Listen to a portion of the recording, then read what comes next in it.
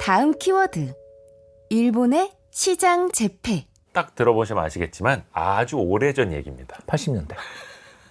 한 40여 년 전, 40년 전 이야기인데 당시만 하더라도 지금은 뭐 사실 일본의 반도체 산업이 뭐 소부장이라든 이런 쪽 빼고는 뭐 종합 반도체나 메모리에서는 거의 존재감이 없습니다만 80년대만 하더라도 전 세계 반도체 맹주였다면서요, 일본이. 거의 D램 반도체 쪽에서 시장 점유율 70% 정도를 차지했어요. 70%요. 그 D램 메모리 반도체를 처음 개발했던 곳이 인텔. 예. 근데 인텔의 점유율이 10% 밑으로 떨어지고요. 일본 때문에. 예, 특히 일본이 또 그때 당시에 낸드 플래시 메모리 들어보셨습니까? 네. 예, 우리 그 컴퓨터 SD 카드 같은 예, 거. 그리고 요새는 하드 디스크도 이걸로 다 대체되죠. 예, 컴퓨터 SSD 딱 깔면 굉장히 부팅 속도가 빨라졌다는 이야기 들으셨을 겁니다. 네. 그 모든 원천 기술이 또 도시바에게 있습니다. 도시바. 예, 그러니까 뭐 우길승천의 나라였고 반도체로 세계 인해서. 최강의 반도체 기업이 됐는데 그 가장 의미는 뭐냐 하면 이게 오류 발생률이 칩 1000시간당 오류 발생률이 0.02%. 그러니까 80년대만 해도 PC가 보급되기 전이에요. 그러면 컴퓨터는 어디가 쓰는 데죠? 기업이 쓰는 데죠. 기업들. 그리고 국방부가 쓰는 데죠. 근데 거기에 오류가 나면 어때요? 큰일 나죠. 큰일 나죠. 네. 그런데 인텔이나 뭐 미국의 수많은 기업들은 개발은 되게 잘하는데 공정관리 기술에서 아까 이야기했잖아요. 모리스 창 같은 이 동아시아 계열의 꼼꼼함이 없는 거예요. 그래서 특히 그 장비의 오류 이런 문제들이 굉장히 심했고요. 네. 그래서 미국의 이 그 칩 제조사에서 만든 오류 발생률이 얼마냐면 0.09%. 자, 일본은 0.02, 미국 회사는 0.09. 그러면 이게 어떻게 되는 거예요? 오류 발생률이 엄청 네, 4배고 그 중에 특히 저 밑에 처지는 회사는 오류 발생률이 0.26%였대요. 10배. 자, 근데 가격은 일본이 더 싸요. 아하. 왜 그렇죠? 우리 아까 대만이 어떻게 했죠? TSMC. 자, 해외에서 최고 뛰어난 지도자, 발명가, 리더를 데리고 와요. 그리고 그 사람이 엄청나게 뛰어난 개발력들 다 데리고 온 다음에 정부가 무제한에 가까운 돈을 몇십 년 동안 퍼부어 주는 거죠. 네. 그러면서 고객들에게 우리는 고객 당신들의 사업 영역 침범할 뜻이 절대 없어요 라고 약속합니다. 자, 그렇게 뛰어들었죠. 자, 일본도 똑같았겠죠. 자, 어떻게 미국에서 일하고 있는 그 수많은 일본계 천재 과학자들 다 데리고 오고 또 미국의 통상산업성이 어떻게 해요? 우리나라의 산업자원부의 모델이잖아요. 네. 어마어마한 돈을 거기다가 또 세 번째, 미국은 그때 폴 볼커 1980년입니다. 네. 폴 볼커가 정책금리를 막 인상하던 때인데 네. 그때 정책금리 얼마냐면 20%. 인플레이션 때문에. 사업을 해야 되는데 네. 대출금리 20%예요. 자, 그런데 비해서 미국은 6% 정도의 대출 받아요. 이게 정책 자금으로. 미치는 거죠. 그러니까 그런 지원을 등에 업고. 뭐 그래서 또 그 일본 기업들이 그때 또 주가가 급등했어요. 그죠? 네, 네. 잘 나갔네. 예, 10,000포인트가 바로 40,000포인트 가죠. 그러니까 막 맨날 증자를 하는 거예요. 그래서 그 증자한 돈을 가지고서 뭐 대표적인 게 이제 어떤 회사 히다치. 벌써 히다치 그러면 오랜만에 들어봅니다. 예, 일본의 그 7개 반도체 회사 중에 네. 리더였죠. 이 히다치가 한 해에 투자하던 돈이 30억 엔, 우리 300억 원 정도 되겠죠. 네. 그게 84년 되면 얼마를 투자를 하게 되면 800억 엔, 8천억. 그때 8천억. 예. 지금 돈 가치로 생각해 보세요. 그때 비해 우리나라 물가가 84년에 비해서 한 10배는 올랐잖아요. 그 물가가 10배 올랐다는 거 생각하면 연 8조를 투자를. 현재 돈 가치로. 이 정도의 돈을 퍼부어 버리니까 미국 기업들 입장에서 일본은 못 이긴다. 이런 계산이 섰죠. 참 재밌죠. 그렇죠. 이렇게 해서 그때는 잘 나가던 일본이었고, 근데 이제 원래 항상 잘 나가면 어디선가 한 대 맞지 않습니까? 그것도 일본을 한때 많이 지원을 해줬던 미국이 견제를 하기 시작을 하죠. 그러다가 뭐 미일 반도체 협정도 이야기가 곧 나올 텐데 그런 그 지적도 있었다고 합니다. 일본의 D램 제조업체들은 지식재산권 도둑이다. 자국의 보조금을 너무나 쉽게 받고 거기다가 산업 스파이 의혹도 있다. 이게 예, 그 유명한 히다치 사건입니다. 일본을 견제하려고 했던 건가요? 아니면 뭔가 둘 실체가... 다죠. 둘 다죠. 지금 중국하고 하는 거랑 똑같아요. 분명 중국이 예. 특히 캐나다의 통신장비 회사죠. 네. 노텔이라든가 그리고 미국의 통신장비 서비스 회사인 시스코의 기술을 어느 정도 뭔가 문제가 있다라는 건 다 요새 뉴스에 나왔잖아요. 네. 제 주어는 뺀 이유는 그 회사가 요새 완전히 지금 망조에 들었기 때문에 뺐고요. 이런 일들을 미국이 중국한테만 당했겠어요. 거기다 자유경쟁, 거기다가 또 미국은 되게 이렇게 개방적인 나라잖아요. 네. 그러니 이런 기술들을 빼간 가장 대표적인 아까 방금 제가 히다치를 한 이유가 히다치의 이 나루세라는 산업 스파이 이야기가 나오는데요. 이 사람이 이제 어딜 가냐면 세계 최대의 항공기 엔진 제조 회사가 프렛 앤 휘스티 휘트니 네. 바로 제너럴 일렉트릭 자회사인가 그럴 겁니다. 회사에 가가지고 역시 가서 이제 그 어마어마한 기술을 빼냈는데 이게 사실은 함정이었던 거죠. FBI 함정에 걸려가지고 이 사람이 돈을 그때 50만 불을 지출하면서 그 딱 빼내는 순간 잡히죠. 뭔가 함정을 파놓은 건데. 예, 그리고 더 나가서 또 역시 디램 쪽에 도시바 아까 이야기했죠. 네. 이 도시바 같은 경우는요, 1980년대 중반 세상에 간도 크지. 소련의 핵잠수함에 들어가는 반도체를 몰래 수출했다가 걸려가지고 역시 또.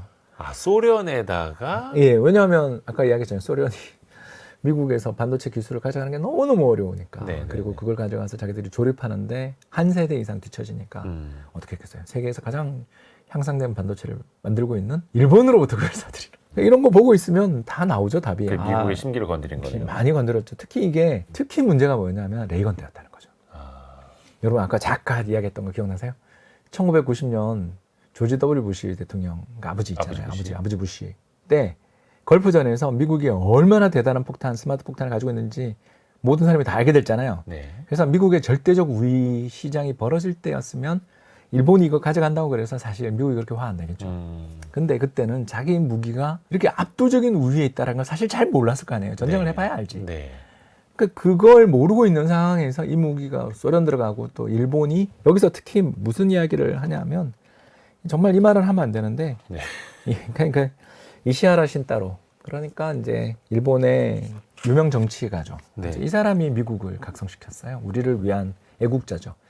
그러니까 저는 뭐 이렇게 이야기하면 그렇습니다만 한국 반도체 최대 1등 공신 중에 하나가 바로 이 사람이라고 보는데요. 이시하라 신타로의 예, 이시하라 신따로가 이제 뭐라고 이야기하냐면 네. 노라고 말할 수 있는 저펜이라는 아주 유명한 책을 써서 동경 도지사까지 한 사람이잖아요, 이 사람이. 근데 이 사람이 뭐라고 이야기를 하냐면 거기서 이시하라는 미국을 굴복시킨 방안으로 뭘 이야기했냐면 일본은 미국의 요구에 대해서 노라고 답할 수 있다. 왜냐하면 미국은 일본산 반도체에 의존하고 있기 때문이다. 이시하라는 미국의 군사력이 미국의 노력이 아닌 일본의 칩을 필요로 하기 때문에 중거리 핵무기건 대륙간 탄도미사일이건 그 모든 무기의 정확도는 다름이 아니라 일본이 만든 반도체에 의지한다. 따라서 일본이 미국에게 반도체를 수출하지 않는다면 미국의 패권도 끝이 난다라고 책에서 주장을 했던 겁니다. 반도체를 믿고 미국 앞에서 뭔가 막 휘두른 거네요, 그냥. 예, 얼마 전 무서운 줄 모르고. 예, 얼마 전 중국이 했던 거랑 비슷한 일을 했죠. 그러다가 이제 미국이 저거 그냥 가만두면 안 되겠네. 예, 이제 이렇게 바로 한 여기서 거죠. 우리가 이제 다음 키워드가 나오는 거죠. 다음 키워드 들어보겠습니다.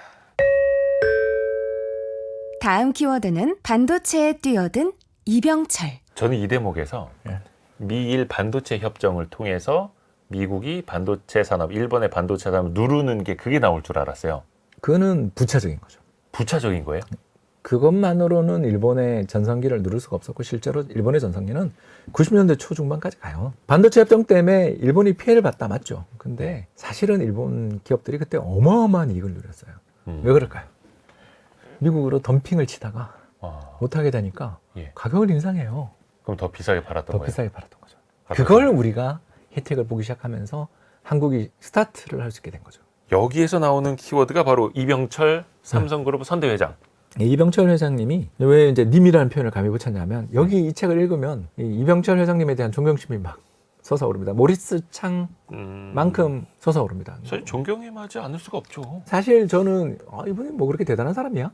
솔직히 그렇게 생각을 한 적이 있었어요. 그 네. 고백합니다. 그러나 이 책을 딱 보면 이 사람이 이제 뭐냐면 건어물과 청과류로 먹고 살던 처음에는. 삼성상회 네. 그걸 만들어서 하고 있었지만 이병철 회장은 크고 강하며 영원히 성장하는 산업을 하고 싶다는 꿈을 주변에 늘 이야기를 했다고 합니다.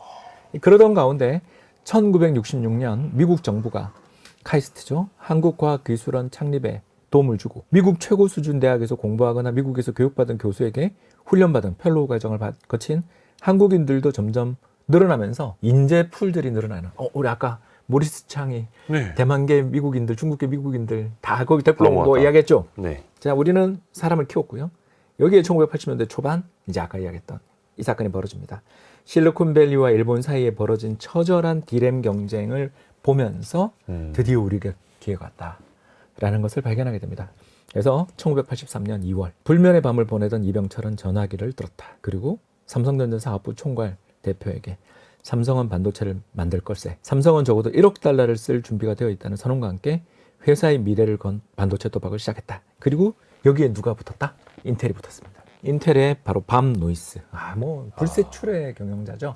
이 사람과 함께 여러 인텔을 만든 3명의 천재 중에 한 사람인데요. 이 밤 노이스는 일찍 죽었습니다. 근데 이 밤 노이스가 그때 했던 유명한 말이 나옵니다. 적의 적은 우리의 친구다. 사실 남들이 봤을 때 우스웠을 거예요.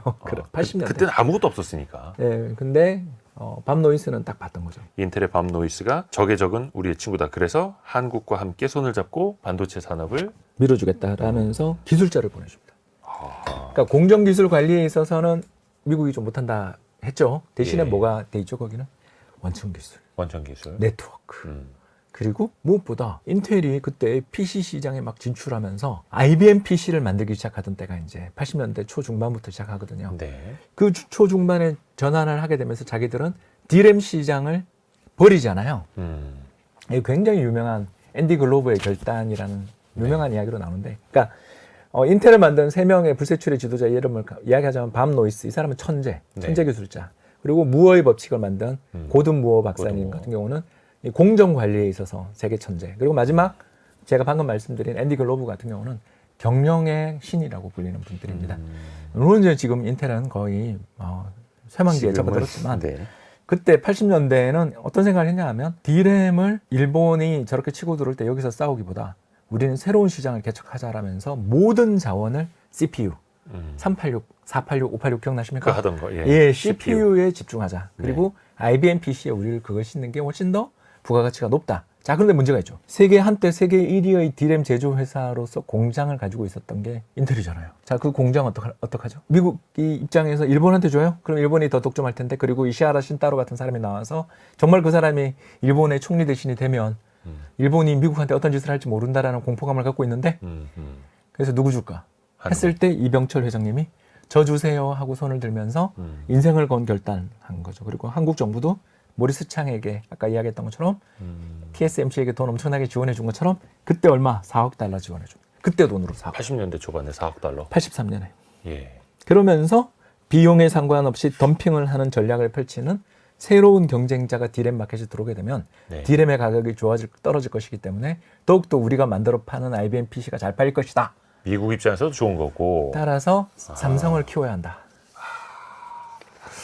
야, 사실 이게 어떻게 보면 이제 모리스 창은 앞에서도 이야기를 했습니다만 엔지니어, 기술자 출신이고 현지 네트워크가 있었고, 그런데 삼성의 이병철 선대회장 같은 경우에는 그런 게 전혀 없었는데 거기에서 또 이거를 전략적으로 잘 또 활용을 한 측면도 있는 거고요. 또 인텔이 손을 내밀었을 때 우리 말고 딴 데가 말레이시아가, 싱가포르가, 태국이, 필리핀 누군가가 할 수도 있었겠죠. 왜냐하면 더 영어도 말레이시아나 필리핀 영어도 잘 되니까.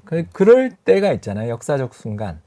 어떤 흐름이 있는 살짝 변할까 말까 하는 순간에 그때 준비된, 그러니까 대만과 한국이 85년 TSMC, 83년 삼성 반도체의 사례가 보여주는 것처럼 이 두 나라 모두, 그러니까 정부가 어마어마한 지원을 해주겠다고 말할 순간 오케이 내가 책임진다라고 말하는 불세출의 어떤 경영가들이 그때 그 자리에 존재했고, 마지막으로 세 번째가 이 사람들이 먹고 살 수 있는 새로운 터전들이 열리는 새로운 시장에 TSMC 같은 경우는 인텔처럼 전부 다 혼자가 다 하는 그런 거에 대해서 염증을 느끼고 뭔가 새로운 걸 원하는 사람들, EDM이라고 부르는 디자인 하우스들의 출현, 그리고 우리나라 같은 경우는 일본을 견제하고 싶은 미국의 마음, 이런 것들을 딱 읽어낸 그 자리에 있었던 거죠. 그걸 종합적으로 보고 그 기회를 확 낚아챌 수 있었다. 그래서 이 치부어라는 책을 읽으면요, 한국 사람 입장에서 이 이병철 회장 다루는 부분에서 잠이 안 와요.